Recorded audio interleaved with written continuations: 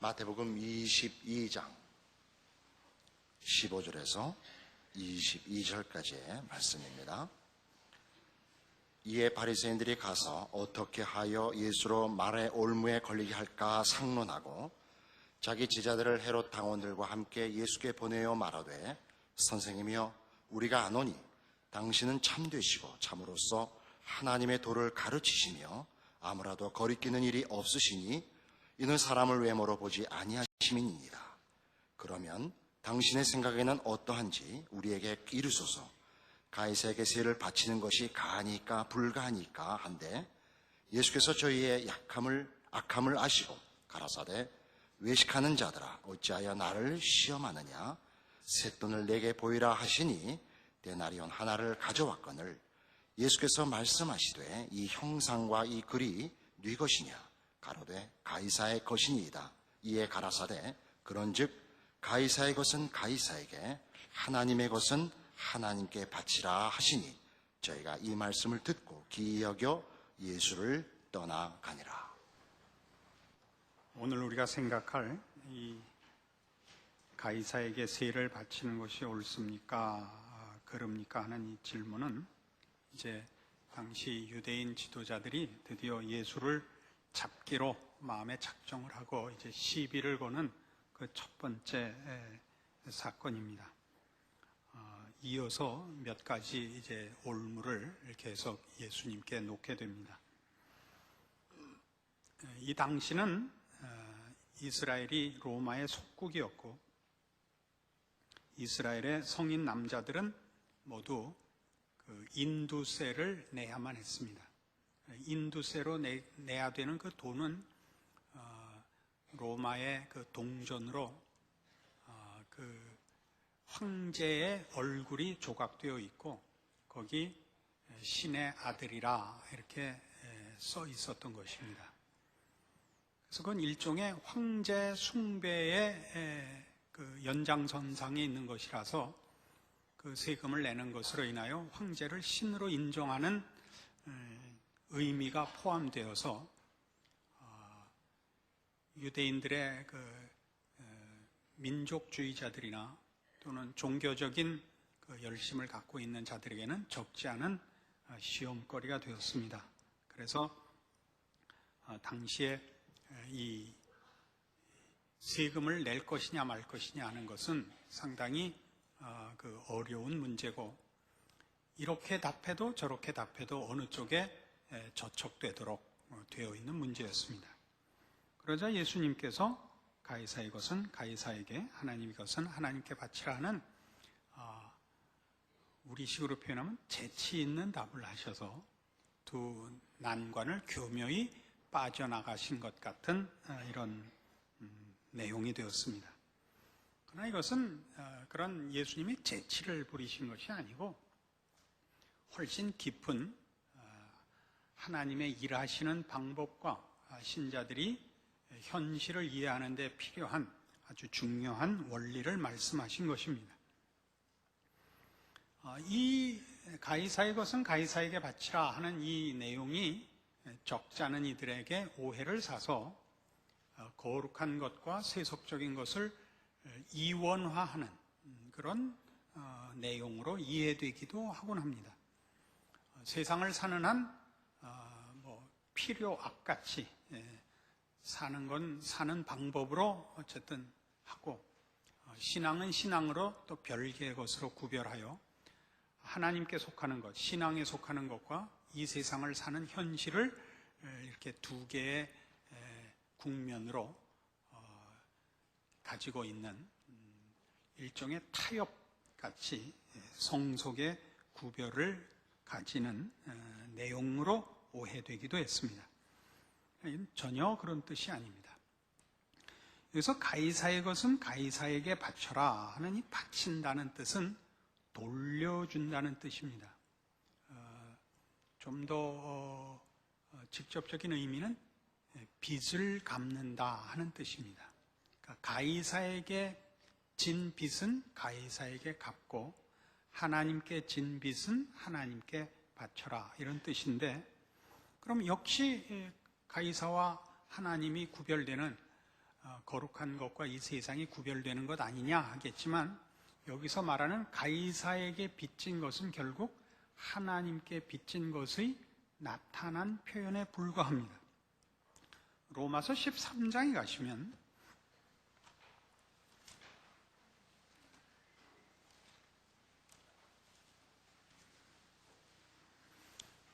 로마서 13장 1절 이하에 이런 중요한 말씀이 나옵니다. 각 사람은 위에 있는 권세들에게 굴복하라. 권세는 하나님께로 나지 않음이 없나니 모든 권세는 다 하나님의 정하신 바라.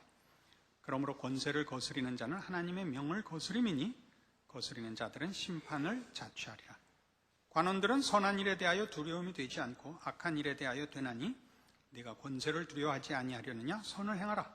그리하면 그에게 칭찬을 받으리라. 그는 하나님의 사자가 되어 네게 선을 이루는 자니라. 그러나 네가 악을 행하거든 두려워하라. 그가 공연히 칼을 가지지 아니하였으니 곧 하나님의 사자가 되어 악을 행하는 자에게 진노하심을 위하여 보응하는 자니라. 그러므로 굴복하지 아니할 수 없으니 노를 인하여만 할 것이 아니요 또한 양심을 인하여 할 것이라. 너희가 공세를 바치는 것도 이를 인함이라. 저희가 하나님의 일꾼이 되어 바로 이 일에 항상 힘쓰느니라. 모든 자에게 줄 것을 주되 공세를 받을 자에게 공세를 바치고 국세 받을 자에게 국세를 바치고 두려워할 자를 두려워하며 존경할 자를 존경하라. 이 말씀은 성경 내용으로는 좀 여러분에게 의아로울 수 있습니다. 게다가 이것은 로마에 사는 예수 믿는 자들에게 보낸 편지입니다. 당시 로마는 황제 숭배가 횡행했고 또 많은 우상들을 섬기는 나라였습니다.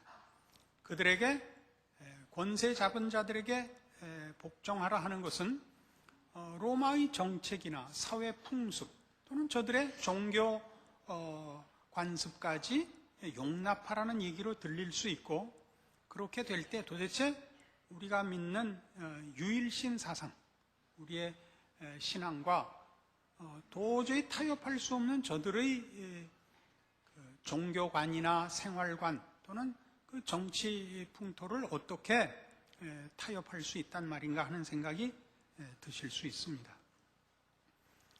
그러나 바울이 이런 글을 쓴 것은 여기도 밝히 나타나는 바와 같이 저들이 하나님의 편을 들거나 하나님의 사람들이 아니라 할지라도 그 권세 잡은 자들은 그 권세가 하나님으로부터 오고 하나님이 저들을 쓰고 있다는 측면에서 그것이 하나님의 손길이라는 걸 잊지 말라라고 가르치는 것입니다.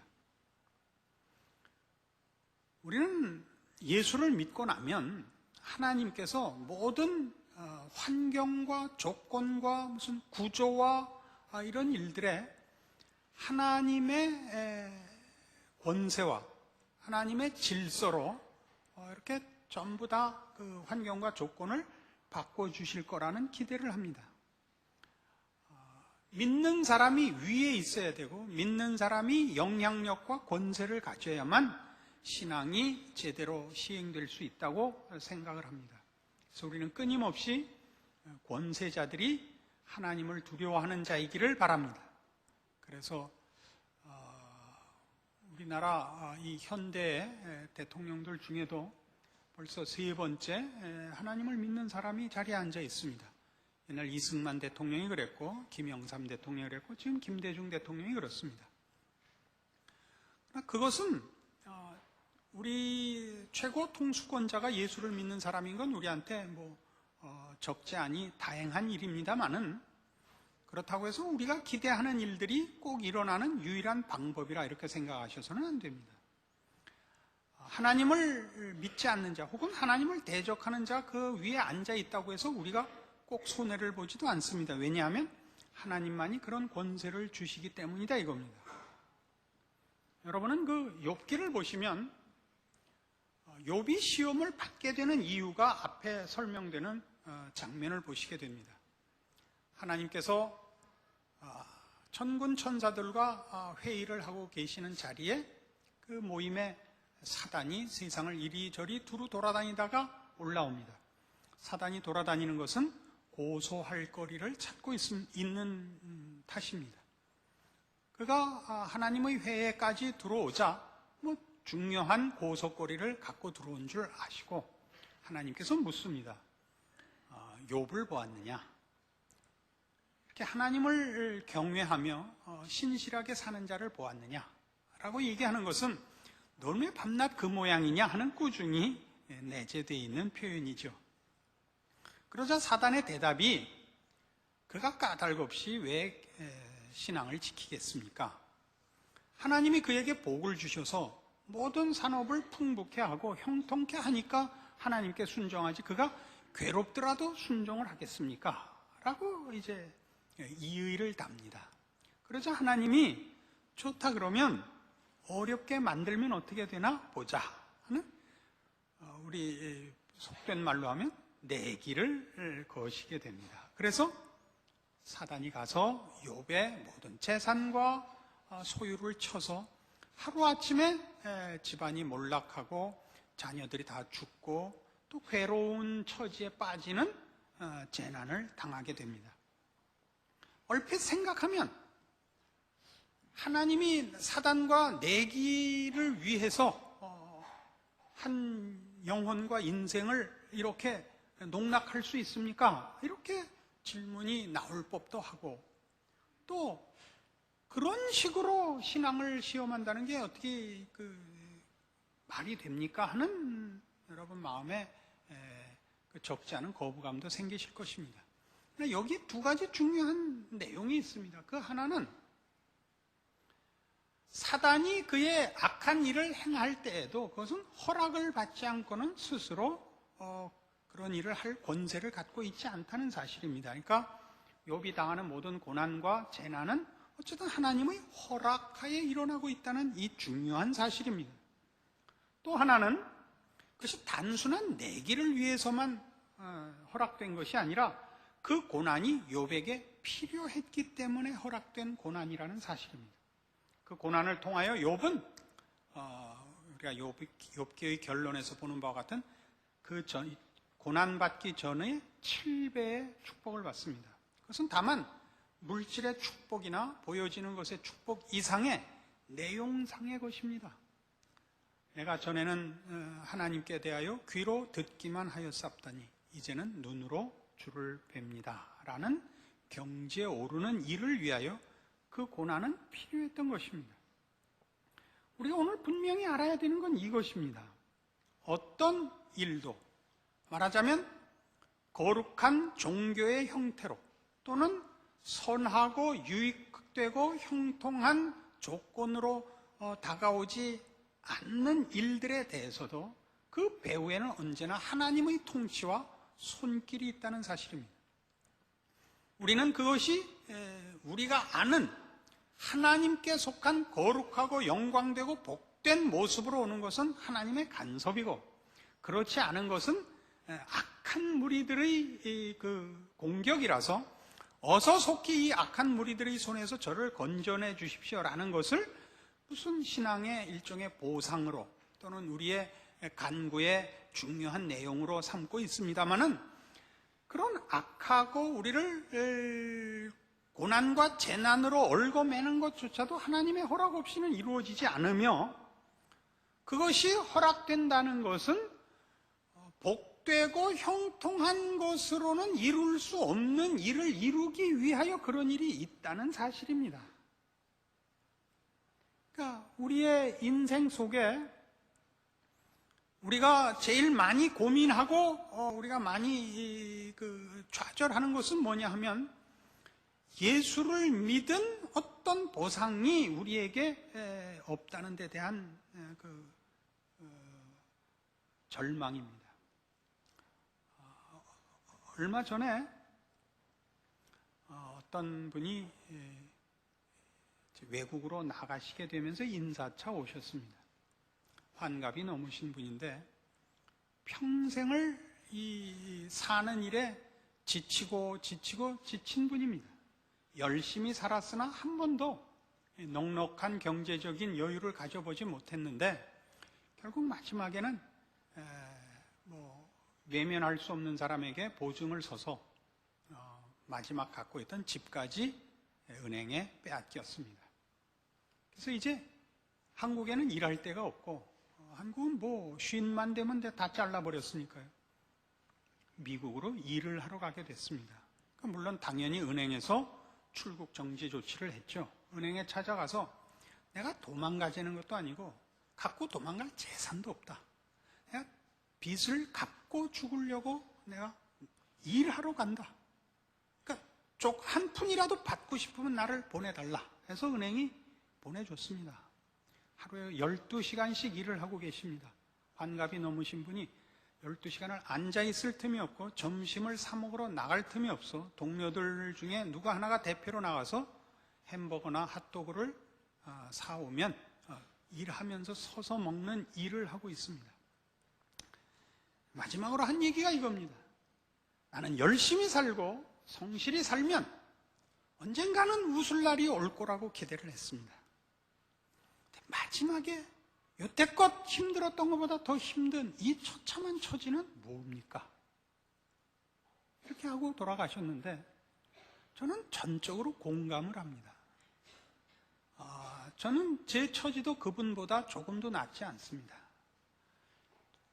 이렇게 산다는 게 어려울 수가 없습니다. 저는 생각하기를 목숨을 걸고 진심을 다하여 하나님의 사람으로 정직하게 살면 나머지는 좀 하나님이 봐주실 줄 알았습니다. 안 봐주십니다. 여러분들 중에도 많은 분들이 어려운 현실을 살고 있을 거라 생각하는데 여러분들이 어느 만큼 힘든지 모르지만 저도 그만큼 힘듭니다. 그리고 사는데 제일 필요한 건 돈입니다. 그죠? 신앙이 아닙니다. 우리끼리 얘기합시다. 돈이 제일 필요합니다.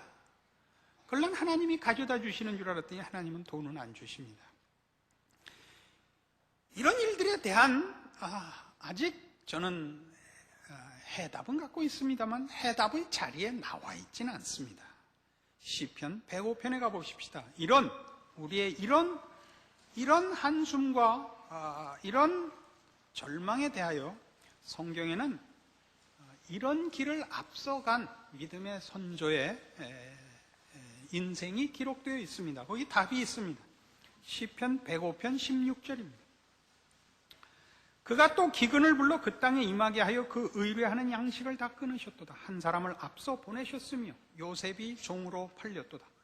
그 발이 착고에 상하며 그 몸이 쇠사슬에 매였으니 곧 여호와의 말씀이 응할 때까지라.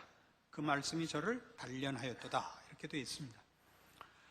우리가 아는 요셉은 종종 양극단으로 이해가 나뉩니다.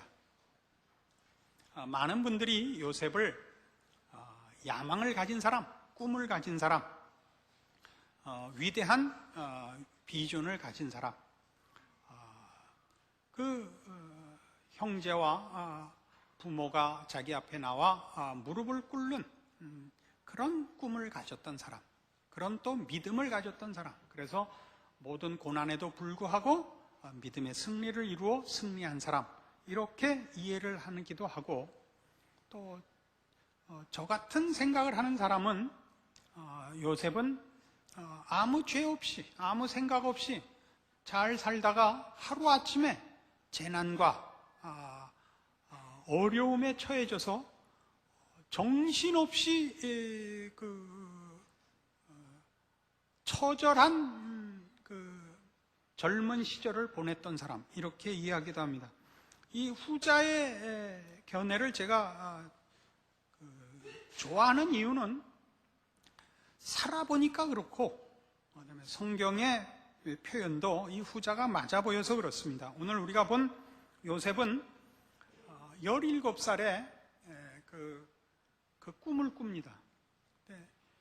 그는 야곱의 4부인 중에 제일 사랑했던 라헬의 소생이고 11번째 아들입니다. 아버지가 그를 특히 편애해서 형들은 들판으로 양치로 일하러 보낼 때 요셉만은 데리고 앉아서 호의호식해 했습니다. 형들의 안부를 물으러 찾아왔을 때 형들이 그를 시기하여 잡아 죽이려다가 미디안 대상에게 팔아먹었고, 그는 애굽의 시위대장 보디바르의 집에 노예로 팔립니다. 그 시위대장 부인의 유혹을 거절해서 억울한 옥살이를 그 다음에는 하게 되고 30살에 바로의 꿈을 풀고 이제 총리가 됩니다. 10여 년의 세월을 그는 노예와 죄수로 보냈는데, 그가 믿음으로 이 모든 것을 꿋꿋이 이겨냈다 그러면 요셉은 멋있어집니다마는 현실적으로는 도움이 되질 않습니다. 게다가 성경도 우리에게 위인을 소개할 마음이 없습니다.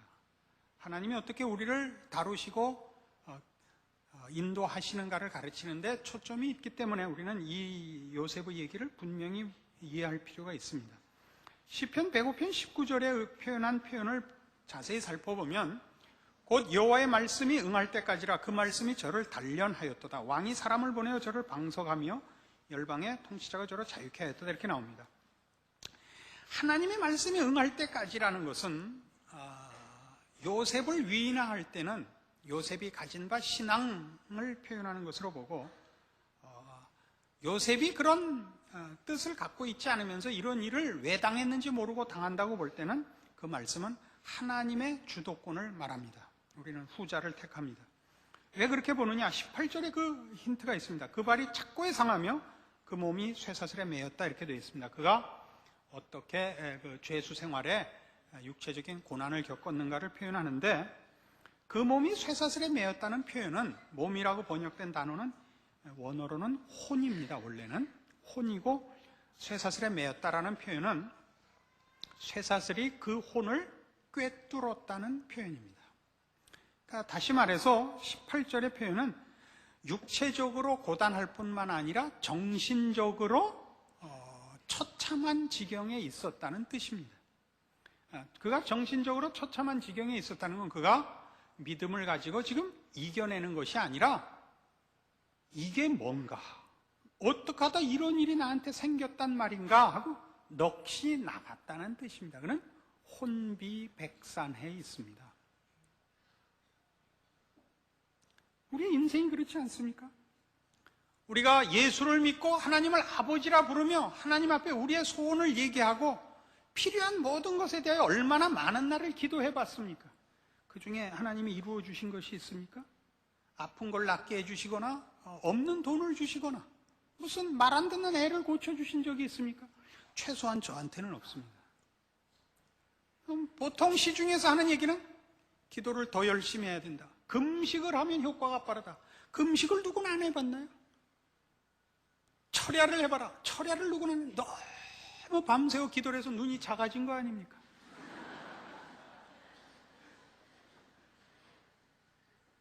하나님은 도대체 어떻게 일을 하시는 걸까요?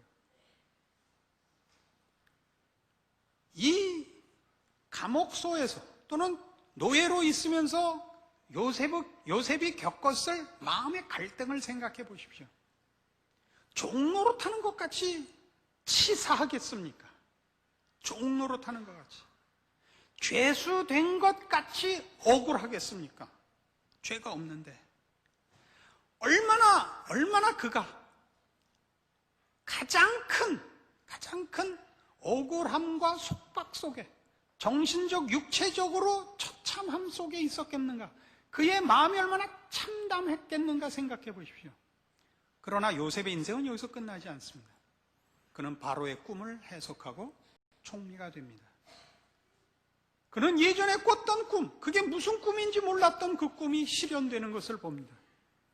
그의 형들이 그 앞에 와 무릎을 꿇습니다. 비로소 합니다. 하나님이 나를 이렇게 훈련하셨구나. 나를 이 자리에 앉게 하기 위하여 그 처참한 나날들을 보내게 하셨구나를 이제 하는 겁니다. 알고 보낸 게 아닙니다. 아까도 얘기한 것 같이 저는 아직 총리의 자리에 앉지 않았습니다. 저는 아직도 감옥 속에 있습니다. 여러분의 대부분의 신앙 현실도 그럴 것입니다. 여러분은 남의 노예 같고 억울한 죄수 같을 것입니다. 우리가 알아야 하는 것은 하나님이 우리를 사랑하시고 복 주시기 위하여 찾아오는 모습이 꼭 산타클로스로 오시지 않고 죄수로, 노예 상인으로 찾아올 수 있다는 것을 인정해야 합니다. 산타클로스가 와서 준 선물보다 옥리가 와서 우리를 붙잡아 우리를 착고에 채운 것이 우리에게 더 큰 유익이요, 다른 것으로는 만들 수 없는 것을 만드는 유일한 방법이기 때문에 하나님이 그렇게 우리의 인생을 인도하신다는 것을 믿어야 합니다. 저는 건너왔기 때문에 여러분에게 믿으라 그러는 거 아닙니다. 저도 감옥 속에 있습니다. 저도 답답합니다. 우리의 인생에 세상에 아무런 위로와 도움을 줄 자가 없습니다.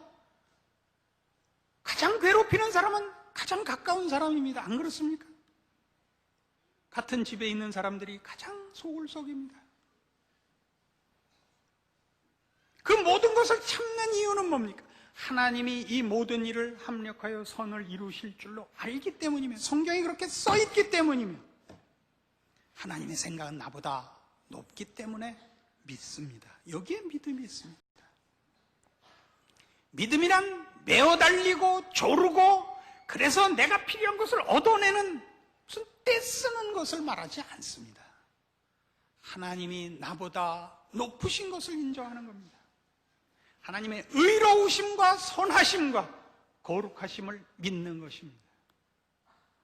하나님이 그렇게 하실 때는 이유가 있으실 것이라고 항복하는 것입니다. 그게 오늘 성경이 우리에게 가르치는 것입니다.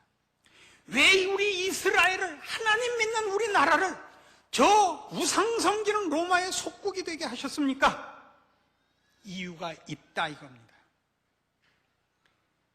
구약 선지자 예레미야는 유다 보고 바벨론에 항복하라고 해서 매국노로 몰려 죽습니다. 동족들에게. 그가 항복하라고 하는 이유는 정치적인 차원에서 목숨을 부지하기 위하여 큰 나라에 항복하라는 것이 아니라 그것이 하나님의 손길이기 때문이었습니다. 이스라엘의 잘못 때문에 하나님은 바벨론을 들어 유다를 치는 것입니다. 하나님의 벌을 순히 받으라는 것입니다.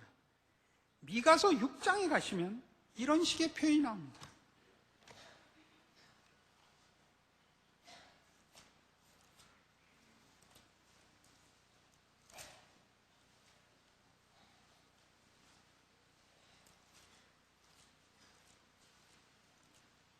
미가서는 소선지서 중에 있는데 저도 찾는데 오래 걸립니다. 여러분이야 오죽하겠습니까? 제 성경 페이지로 1295페이지입니다.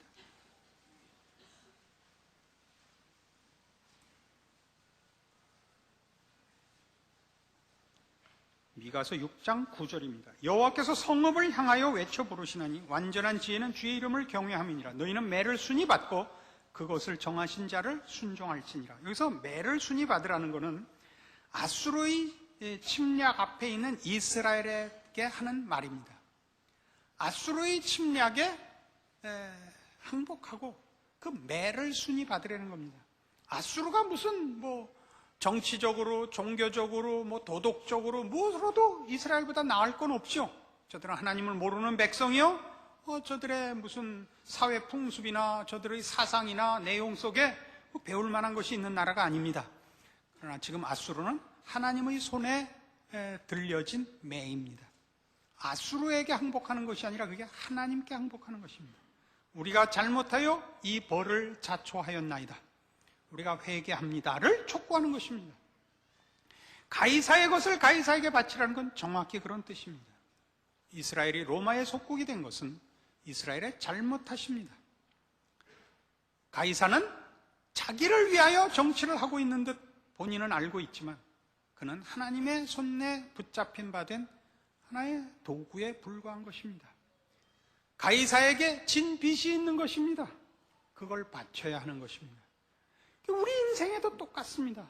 여러분의 고달픔과 여러분의 무슨 억울함, 여러분의 무슨 말로 할 수 없는 어떤 형편과 조건들이 다 여러분을 위하여 존재한다는 것을 인정하시고 순히 순종하십시오. 게으름을 방조하자는 얘기 아닙니다. 타협하라는 얘기도 아닙니다. 여러분에게 주어진 인생 현실의 어떤 조건이나 환경도 하나님의 손길이 아닌 것이 없으며 하나님께서 지켜보지 않는 것이 없다는 것을 인정하라는 뜻입니다. 그리고 그것으로 인하여 여러분에게 하나님이 무엇을 만들려고 하는가 믿음의 눈으로 기다리시라 이겁니다. 자폭하지 마십시오. 그 모든 것을 자꾸 벗어버리려고만 하시지 말라 말입니다. 고통을 기준한, 고통을 벗어버리고 짐을 벗는 싸움으로만 몰려가지 말라 이겁니다. 져야 할 짐을 지시고 당해야 할 훈련을 당하셔야 합니다. 성경이 우리에게 가르치는 것입니다. 우리의 자랑할 것이 없어 보이는 모든 것들이 사실은 누구에게는 돈을 주고 누구에게는 세력을 주고 누구에게는 명예를 준 것과 조금도 차이가 없는 하나님의 복 주시는 손길로 여러분에게 지금 간섭되어 있는 것입니다. 여러분은 감사할 것과 자랑할 것으로 가득 차 있지, 여러분은 누구를 부러워하거나 시샘하거나 여러분의 처지를 한탄할 이유가 없는 하나님의 사랑을 입은 백성입니다. 그래서 우리는 로마서 8장에 기록된 이런 내용이 진정 어떤 의미로 기록됐는가를 오늘 이런 말씀을 근거로 해서 확인합니다. 어떤 내용이죠? 8장 28절 이하의 내용입니다.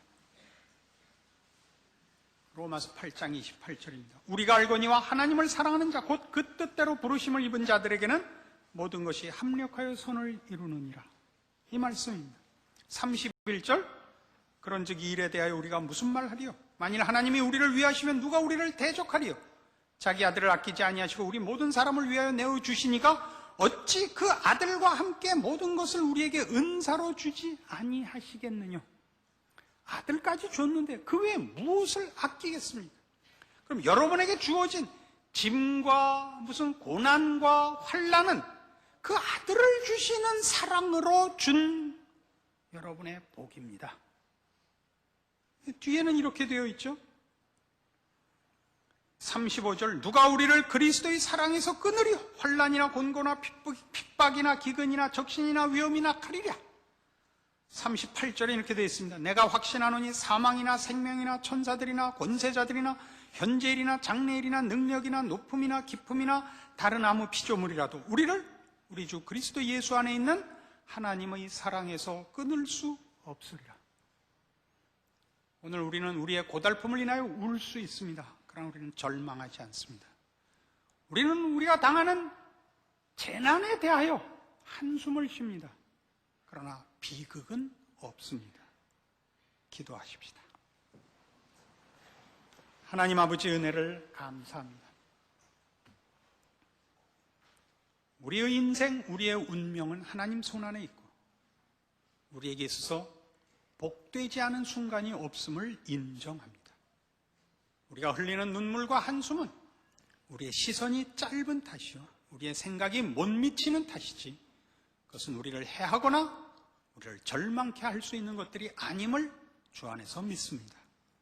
하나님은 우리에게 그 아들을 주신 분이요, 우리를 위하여 모든 능력을 동원하시는 우리 아버지심을 알기 때문입니다. 오늘 우리가 처하고 있는 현실에 대하여 가지는 어떤 불만이나 어떤 마음의 섭섭함도 주의 주대심과 우리를 인도하여 마침내 세우시는 약속된 영광 앞에 다 뒤로 물리쳐질 것을 믿습니다. 주께서 우리에게 향하신 사랑과 베푸신 능력이 어떠한 것을 다시 한번 확인하고 이 모든 일에 믿음으로 승리하는 우리 하나님의 자녀들, 또 그 인생들이 되게 하사 마침내 하나님이 우리에게 이루실 것들로 세우시는 그 날을 향하여 오늘 하루를 묵묵히 하나님의 사람으로 살아나가는 믿음의 승리와 인내를 허락하여 주시옵소서. 예수님 이름으로 기도합니다. 아멘.